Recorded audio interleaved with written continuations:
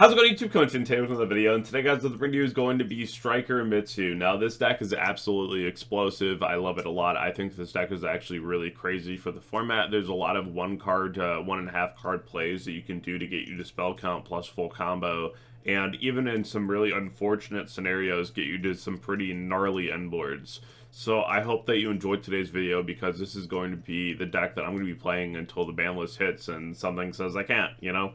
But if you haven't already checked out my sponsors over on Gem, Cloud, Arla, Imperium, Dragonshield, RW, MainPhaze, or Grimoire, definitely go ahead and do so. And then if you haven't already checked out my coaching over at METAFY, do that as well. And then if you haven't already subscribed, definitely consider doing so we can hit our goal at 30,000. I would appreciate it very much. We are on our way, and I'm very excited to get there. Now, without further ado, let's hop running into the video that we've all been waiting for, Striker Mitsu. So, the one thing that I want you to understand that there is no need for is going to be Aramasa and Kusanagi.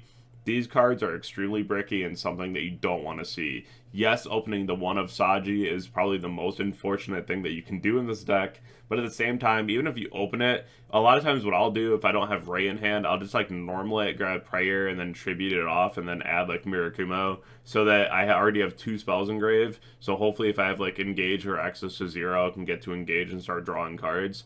Because if I already have a ritual in hand, I'm just trying to draw into the actual ritual spell, so I can just go ahead and start summoning out my Mitsu cards and minimize the amount that I need to go through in the deck, right? So deck thinning is deck winning, and the best way that we can do that is by just doing our most optimal playline there, and that's just summoning the Saji and hoping for the best, right?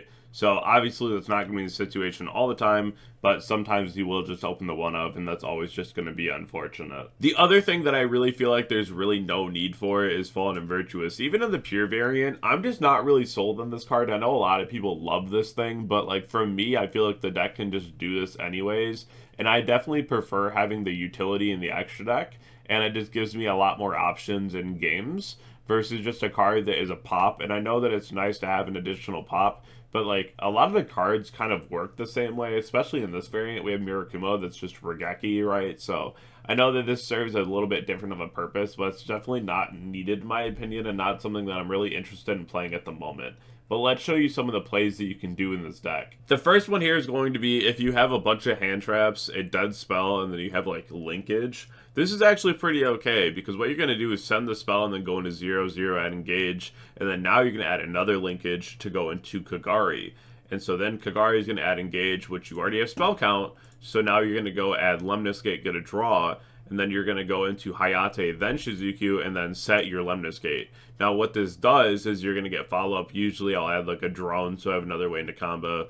And then you have Lemnis Gate, which you already have 3 and 3 engraved. So now you're going to have the ability to non-targeting bounce 2 cards on top of the hand traps that you already have, which is a really great interruption to have on your end board. And this is a really powerful way to make sure that you're getting the most value out of your cards by cycling through that one extra link and having the heads up gameplay to know that you need to do that to be able to get the additional bounce, because a non-targeting bounce is one of the craziest interruptions this game has to offer. So one pre-prep actually does everything that you want the deck to do and more, which is pretty nuts. This one card gets you to spell count and multiple interruptions. So what you're going to do is the pretty standard Mitsurugi line, and you're going to summon the Saji, and then send Saji, get to Ritual Spell, and then here you're going to summon out the Habakiri, sending the Mirakumo, and then grab Prayer, mirror back the Mirakumo, summon back the Habakiri, grab another Prayer, and then you have 2 monsters on board, which means we have Camellia,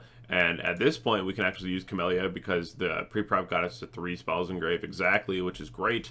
And then now we're going to go ahead and dump Engage, go into Kagari, add back Engage, cycle out to Hayate to get full value again off Lemnis Gate, and then you're going to go into Linkage here, get a draw, then you're going to go into 0, get another Engage, and then you're going to get Lemnis Gate with another draw, which is pretty cool. And this is all off 1 card, so you have 4 additional cards in hand right now, which is crazy.